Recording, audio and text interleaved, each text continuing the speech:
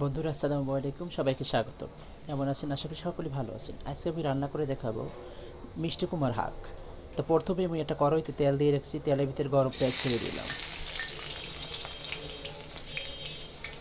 সঙ্গে দিয়ে দিলাম চিংড়ি মাছ এবং কাঁচামরিচ। এখন এটাকে ভালো করে লাইটে চেড়ে একটু লাল লাল করে ভেজে নেব। সাথে 1 চামচ নুন দিয়ে দিলাম। আর পেঁয়াজটাকে গরম বললাম এই জন্য, বাজারে যে পেঁয়াজের পরিচিতি, এতে পেঁয়াজ খাওয়া খুবই কষ্টকর, এই জন্য পেঁয়াজটাকে গরম পেঁয়াজ বললাম। তো মোর পেঁয়াজ আর চিংড়ি মাছ লাল লাল করে ভাজা হয়ে গেছে। এই পর্যায়ে আমি একটু হলুদ দিয়ে দিলাম, হলুদটা দিয়ে আর একটু লাইটে চেড়ে নিব।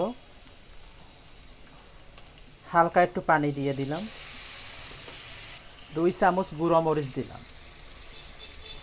2 চামচ গুঁড়ো মরিচ দিয়ে আর একটু লাইটে চেড়ে নেব। কষাইয়া সবজিটা দিয়ে দেব। তো মোর চিংড়ি মাছ আর মশলা একবারই কষানো শেষ হয়ে গেছে। এই পর্যায়ে মই দিয়ে দিছি নতুন আলু কাইটা রাখছিলাম, নতুন আলুটা দিয়ে দিলাম শাকের সাথে। প্রথমে আলুটা একটু লাইটে চেড়ে কষিয়ে নেব।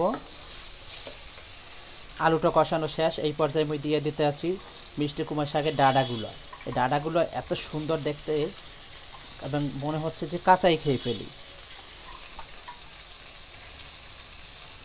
ডাঁটাটা দিয়ে দিয়েছি। এখন ভালো করে একটু লাইড়া চাইড়া একটু ঢাকনা দিয়ে দেবো। ঢাকনা দেওয়ার পরে যখন ডাঁটাটা একটু নরম হয়ে আসবে, তখনই মই শাকগুলো দিয়ে দেব। শাকে যত গুঁড়ো মরিচ কম দেবেন, অত শাক সবুজ সবুজ থাকবে। কাঁচামরিচ দিলে বেশি সুস্বাদু মজাদার হয়। আর যারা ঝাল বেশি খান তার ঝাল দিয়ে রান্না করবেন। আমি একটু ঝাল কম খাই, তো একটু ঝাল কম দিয়েছি। তো বন্ধুরা, তোমরা দেখতে পাচ্ছ মোর ডাঁটা সিদ্ধ হয়ে একবার একটুখানি হয়ে গেছে। একটা কড়াই ভরে দিয়েছিলাম, এখানে একটুখানি হয়ে গেছে। এই পর্যায়ে মুই শাকগুলো দিয়ে দিই। তো মুই উপরে শাকগুলো দিয়ে দিলাম। শাকগুলো দিয়ে একটু ঢেকে দেবো। ঢেকে দিলে কিছুক্ষণ পর উঠেই একবার লেতা লেতা হইয়া অল্প একটুখানি হয়ে যাইবে। তো আমি শাক দিয়ে ঢাকনা দিয়ে দিছিলাম। এখন মুই ঢাকিয়া উদলা করে লাড়তে আসছি। লাড়তে সেটে একটুক্ষণ হয়ে গেছে। শাকগুলো একটু ভালো করে মিলাই জিলাই দিতে আসি।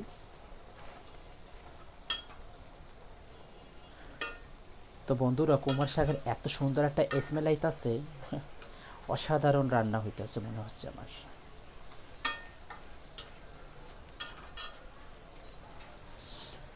তো বন্ধুরা, আমার একবারে শাক কষান্ডা কাশান্ডা হয়ে গেছে। এই পর্যায়ে মুই একটু ঝোলটা দিয়ে উড়েই হলাম। ঝোলটা দিয়ে দিলাম, 1 মাগ পরিমাণ পানি দিয়ে দিলাম। পানিটা ফুটলেই আমি শাকটাকে উঠেই ফেলবো। তো দেখে মনে হইতেছে যে শাকটা আমি খেতে কোনো সিরিয়াল নিয়ে এখনই বসাই দিছি। এত সুন্দর কালারটা সবুজ হইতেছে, যা দেখার মতো। তো গাইস, হয়ে গেল আজকে আমার মিষ্টি কুমার হাক রান্না চিংড়ি মাছ দিয়ে, নতুন আলু দিয়ে। ঝোলটা দিয়ে দিলাম। এখন উঠিয়ে ফেলবো। একটু 5 মিনিট ওয়েট করব আমি, তারপর উঠিয়ে ফেলবো। ভালো থাকবেন। তো মনুরা, মোর হয়ে গেছে আজকে চিংড়ি মাছ দিয়ে মিঠা কুমারের শাক রান্না।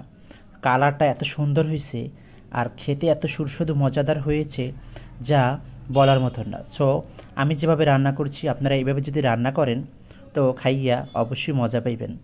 আর বেশি বেশি আমার চ্যানেলটি সাবস্ক্রাইব করুন, পেজটি ফলো করুন। সে পর্যন্ত ভালো থাকবেন। দেখা হবে নতুন অন্য কোনো ভিডিওতে।